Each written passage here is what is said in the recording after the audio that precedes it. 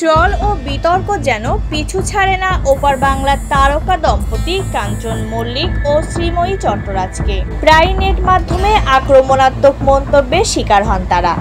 বরাবরের মতো এবারও কটু কথার শিকার হলেন কাঞ্চন। ফলে আর চুপ থাকতে পারলেন না অভিনেতার স্ত্রী। স্বামীর অপমানের জবাবে নিলেন কড়া পদক্ষেপ। সম্প্রতি তাদের এক পোস্টে এক নেটিজেন অশ্লীল ভাষায় কাঞ্চনের জন্ম পরিচয় নিয়ে কটাক্ষ করেন। এরপরই শ্রীময়ী পাল্টা ব্যবস্থা নেন। তিনি কটূক্তিকারী সেই ফেসবুক প্রোফাইল লিংক শেয়ার করে কলকাতা পুলিশের সাইবার ক্রাইম শাখার কাছে ব্যবস্থা নিতে আবেদন জানান।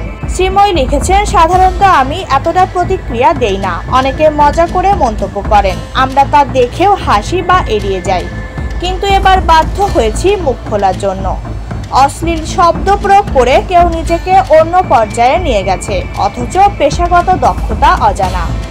অন্যকে সুন্দর করে তোলার আগে নিজের মন মস্তিষ্কই ঠিক রাখা জরুরি। অভিনেত্রীর এই পোস্টে অনুরাগীরাও তাদের পাশে দাঁড়িয়েছেন। উল্লেখ্য, বিয়ের আগে থেকেই শ্রীময়ীর সঙ্গে কাঞ্চন মল্লিকের সম্পর্ক নিয়ে নেটিজেনদের কটাক্ষ চলছিল। বয়সের অনেক দূরত্ব নিয়েও নিত্যদিন প্রশ্ন ওঠে। এবার শ্রীময়ীর প্রতিক্রিয়া সেসব সমালোচনার জবাব হিসেবে অনেকে ধরে নিয়েছেন।